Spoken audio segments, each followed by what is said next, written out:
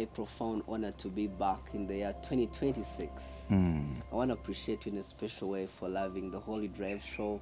I was in Bar and I met a woman, Mama Mujisha. She told me that I always watch the Holy Drive show on UBC. It humbled me and inspired me to keep doing this show. I want to appreciate everyone who watches this show, my family. Happy birthday to Pastor Davis Arizona and also Pastor Judith Lisa. All the viewers of this show, it is an honor having you part of this show. Today I'm coming from the hill of Seguko, a mountain that is known for praying. People come on this hill to pray, but also there are people who have established homes on this hill of Seguko. And I'm visiting a senior citizen of this nation.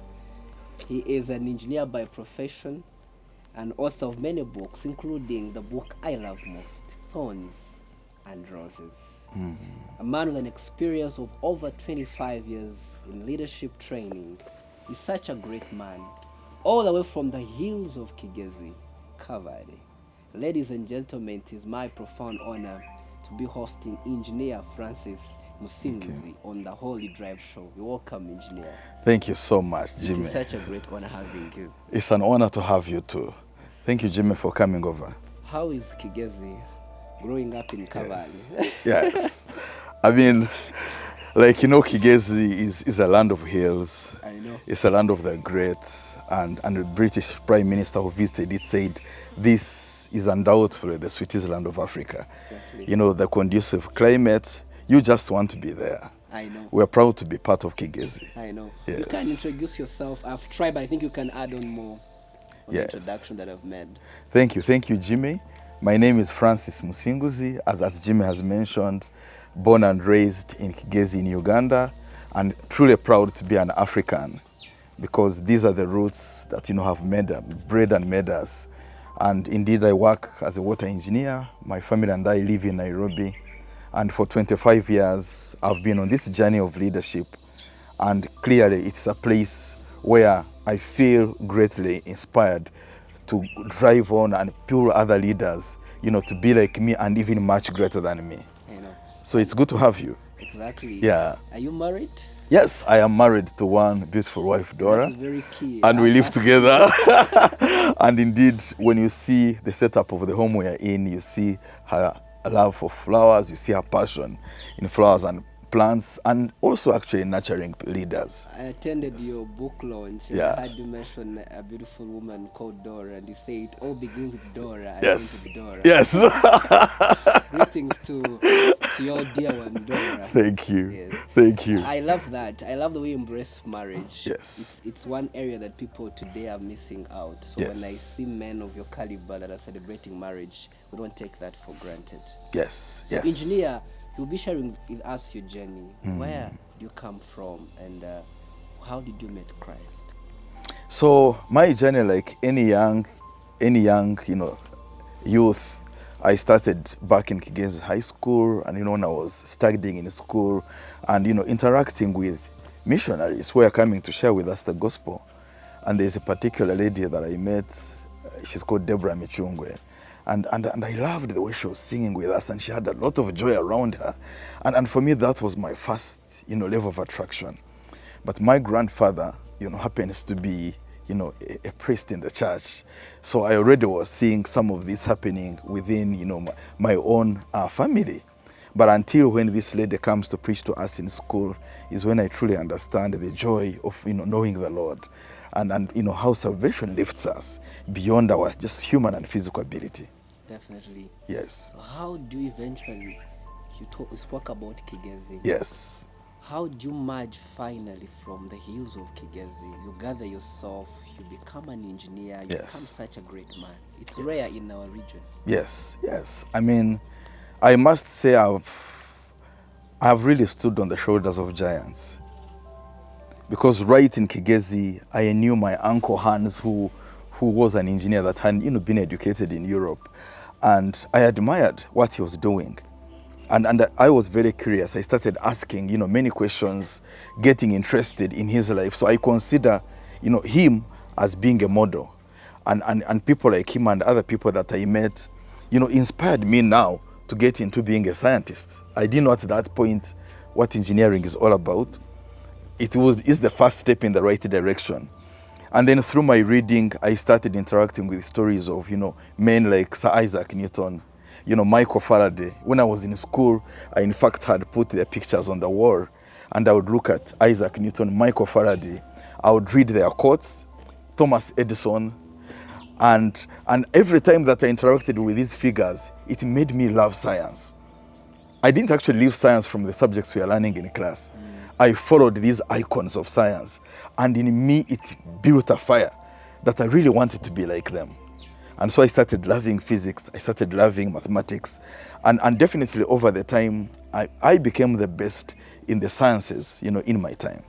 Wow. Because I had so much love, but built from reading and following these icons of science.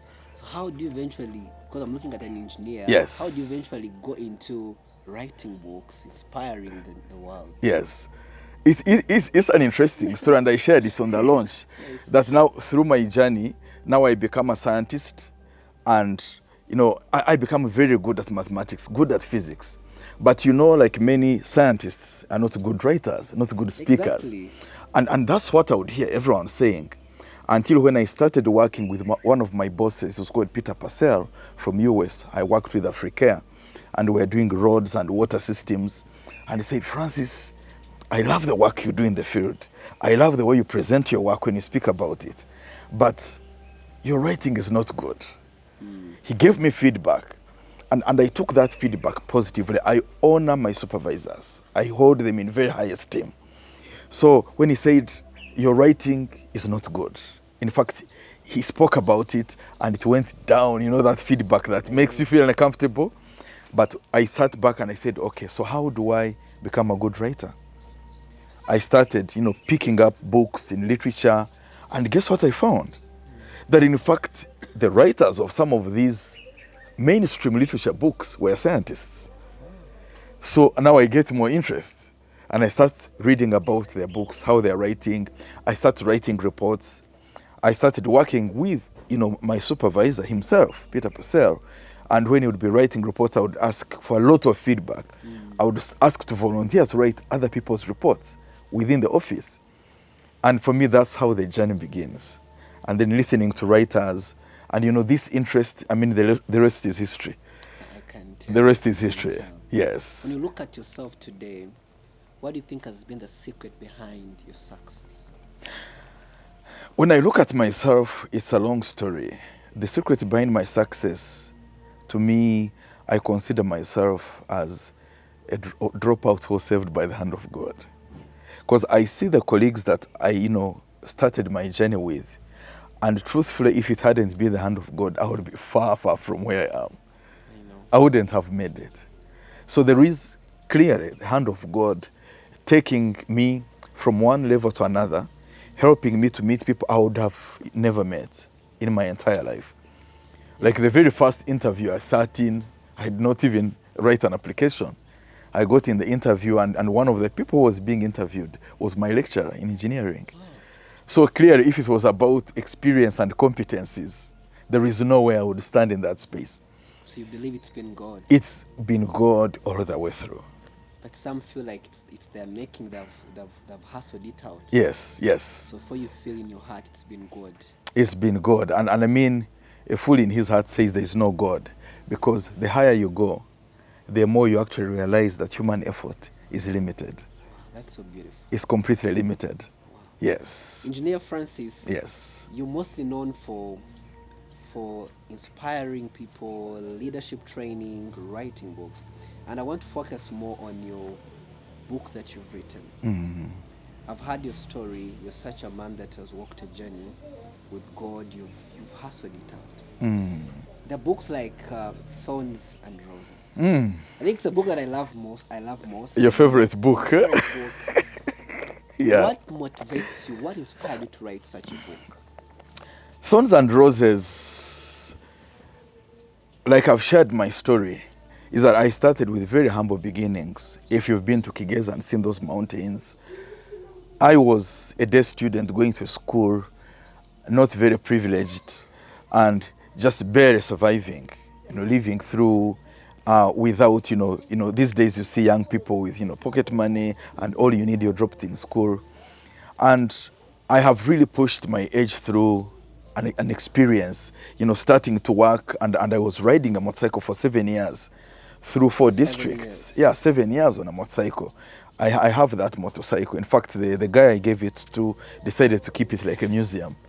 And your back survived? The back survived, and that's why I'm saying it is the hand of God. I remember I fell in a river one of those days because I came and the bridge had been removed. So I look back at all these experiences and I noticed that my leadership journey has grown through thorns. That at some point I would look at these as painful experiences, even having doubt whether anything good would come out of those experiences. It looked so much hassle at the start.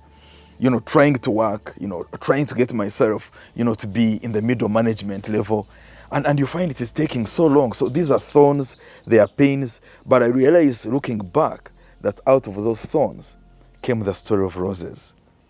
So God gave me that title many years ago, and it just came Thorns and Roses. I didn't even write it as a book. I wrote it somewhere and kept it. But for me, that connects with the story of life, that out of those painful thorns comes the beautiful story of roses. And so when I saw my wife getting a lot of love and passion with plants and flowers, then now I decided to go deeper to understand how actually roses, grow, how soils are nurtured. All over your home here. I mean, it's completely a life that now I'm immersed into, looking at pots. So each of these plants has a story. So is you and so is me and everyone. That each of these plants are unique, you're unique and I'm unique. But finally, they all come out with a very beautiful story. I know. So that's the thorns and roses. And under the flower, there are thorns. There are thorns. There are thorns. And actually, one of the writers says, you can choose to see the flower and say, there are thorns on this rose. Look at the negative part. Or you could look at the positive part. There are roses on these thorns. Wow. So that me and you can actually look at our stories and say, oh my God, my whole story has a lot of pain. But you can also look at your story and say, within that pain, there are beautiful stories. There is a rose coming out of my life of experience. What you're trying to say, in every sad story, there is something good can come out of it. Yes, in fact, until pain becomes pain, until it finds value. It finds a use. You've lost your dear one. How yes. do you justify that? That's so painful. Yeah. It's so painful. It becomes pain until when that pain finds a purpose. It's no longer pain. It now becomes a story to lift more people. But when I'm going through that same pain of losing a dear one, I have written about the pain of loss. When you're still going through it, you cannot actually see the value.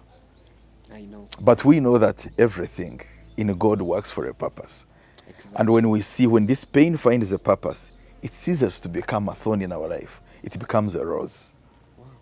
Yeah. In your book, Thorns and Roses, there's a part you write about a girl called Helen. Yes, and Helen Keller. A girl who got a challenge. She became blind within 19 months after her birth. Yes. I read that story. I see a girl who looked hopeless in the eyes of people, but along the way, God makes a way for her. She gets help, and she goes to school.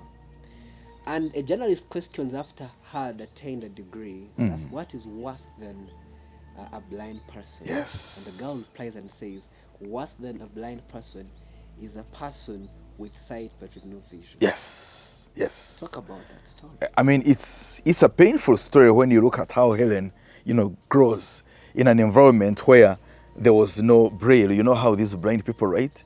She's basically the first person to go to school, and she's a lady. So the stigma that goes around blindness and being a lady. That she's entering a class and she can't see, literally speaking. So the odds are set against her.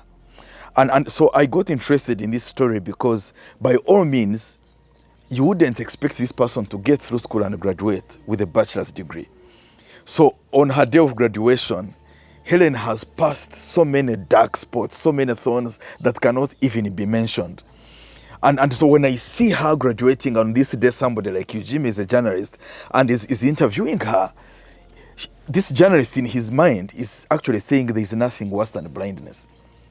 And when he interviews Helen and says, what is worse than being blind? Walking and you cannot see, somebody has to hold your hand. writing, you cannot read books like anyone else.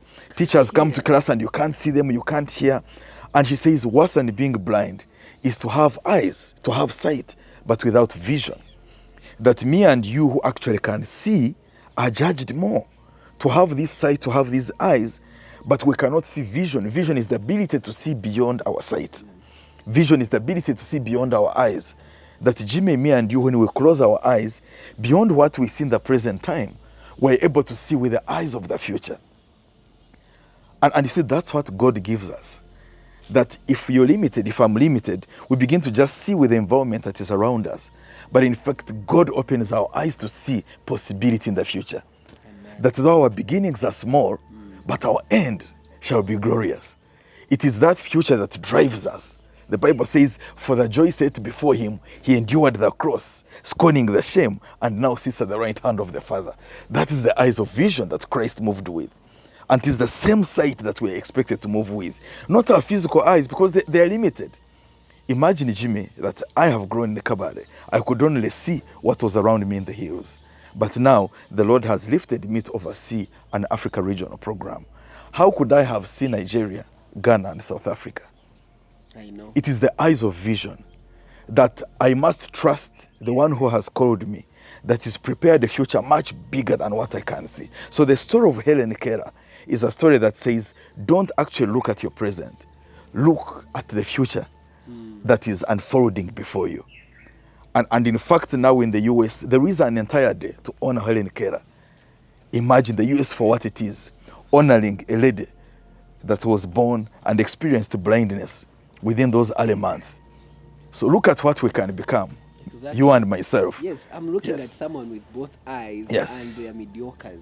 I think it's a story that should inspire the viewers. Yes. That you can become anything you want. Yes. Because if someone is blind and deaf, but she can still make it through, what about us who have the sight? Yes. So yes. I feel that story is so inspiring. So, Jimmy, you've spoken about Helen Keller, and for me, Helen Keller is a message for Africa. It's a message for Africa because, you see, without vision, people perish. Yes. Without vision, I like this part, nations cast off restraint. Nations move without, self-control. Nations move without direction. And then when you see the African countries, almost each of the countries has a vision. Africa itself has what we call the Africa Vision 2040. We have a vision for 30 years, 50 years. Each nation has, Uganda has a vision, for 2040, some of them 2030, Rwanda 2050. But if as nations were moving guided by this vision, Africa would have taken many strides forward. Exactly. These are written in documents, but when you look at how that's lived in terms of the leadership, it is a forest of leaders, but a desert of leadership. We are living in times where we are challenged, me and you as leaders, that we must demonstrate and model better leadership. We cannot point fingers, but we must show Africa. We must show Africa that this is a better script of leadership, where in every position that you're placed, your value is not in how much power you take and amass, but how much you empower people around you. It's not how big I feel, it's not how big my convoy is, but how big and how long the number of people I've empowered is. That must be my pride. We must pride in impact. We must pride in how many people we've impacted to get them from the same places where we were and get them to be where we are and even greater than us. Exactly. That is what vision gives us. And truly to Africa, I speak to say we're at a time where we must boldly raise the right cadre and the bench of leadership, both in the public space in governments, in the private space for businesses, and even in the church for ministry, that we model the right leadership that will lift our continent.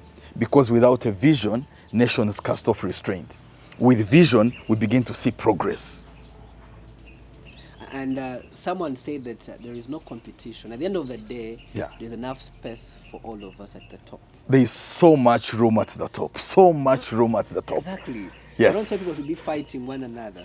Yeah, because, it's because, indeed, as we have said, we are limited. Because when we see by the physical eyes, we miss it. Exactly. When we see with the eyes of the future, we actually begin to see possibility. In the other book that I've written, The Power of One, there is a whole section which writes that vision inspires possibility. You begin to see more space because vision expands you. Vision expands you and you see possibility. So the people that I meet, the people you meet, with the eyes of vision, there is no competition. Because I see that the more you expand, the more I'm expanded. Exactly. Yes. People should envy one another. There is a leader in Microsoft that I love, one of the big directors, and the global director who is now a multi-billionaire. And they asked him, how did you find yourself at the top? And he said, I realized that the more people that I lift, the more that I'm naturally raised. The more that you lift naturally, the more that you're raised also to the top. Exactly. And the more people you try to put down, the more you're also getting yourself down in the mud. It's a very simple concept. And in fact, for Africa, it is our time to understand that we must rise with vision because it's a responsibility God has put upon our hearts. That this continent is not a dark continent. It's a continent full of minerals, full of materials, raw materials, but much more so, our biggest premium is the people. We must look at raising and developing our own people. That is how Africa will rise. And without vision, men perish, as I already told you. Yes. It's very important to hold the vision. Yes. In your book, there is something you wrote in this book. There's a statement I love. You say, the more we dwell on our wounds, the Yes. deeper they pierce. But when we move through them, Yes. head high and heart steady, we transform them into stepping stones. Yes. What are these wounds? Talk about this statement. Oh my God, that's a very loaded statement. The more we dwell on our wounds. So let me speak about the internal wounds. Because when you look at the outside, these look to be obvious. Like Helen Keller's, blindness we've just spoken about. But let's look at the wound of self-doubt and how painful that is to me as an individual and you if we don't deal with it, especially in the journey of leadership. You see, if I doubt myself as a leader, as a person, as Francis, and I'm given a responsibility over a team of 10 people, every day I'm looking at them with suspicion, like they want to take my position. Because in fact, I am doubting myself. I feel an imposter syndrome in this position. So when one of my people makes a good presentation, the next statement I want to say is that it's because I helped this person. Exactly. You see, that's an imposter syndrome in me. You gotta take the credit. I want to take the credit because there is that self-doubt I've not dealt with inside of myself. But once I've dealt with this wound in me, then I do not hurt people around me and I do not hurt myself. Because by doubting myself, I am in fact paining myself even further. And I'm paining also other people who come in my company. Now, when I deal with myself at this level and I meet a group of 10 people, every day I'm celebrating the team that I'm working with. Everything they do, I celebrate it. The failures that come to them, I own them. Because I'm confident enough. My head is high, is big enough. I'm big enough to allow people to grow. I read in one of the leaders' books that, I admire, said, for any leader to be successful, your heart must be bigger than the team you have. You're big enough to allow people to grow and even outgrow you, Exactly. even shine more than you. But when there is a wound of self-doubt, then every day you're hurting people and hurting yourself. And look, you try to actually make statements out which are not necessary. I speak about the BMW car that I bought earlier in my life when I shouldn't have done that. That, when you arrive too early, you arrive too small. I wanted to make a statement. You arrive too small. I wanted to make a big statement to show everyone that, I was bigger than what I was. That is self-doubt. The way that I spend my money with doubt makes me spend where I shouldn't have spent. And, I speak to leaders, I'm like, take your time because there is beauty in small beginnings. For every vision that starts, it starts small. But the end, it speaks loud. Wow. Yeah. It speaks loud. Yeah. Wow. What an amazing story from the book Thorns and Roses. That has been Engineer Francis in the first episode of the Holy Drive Show.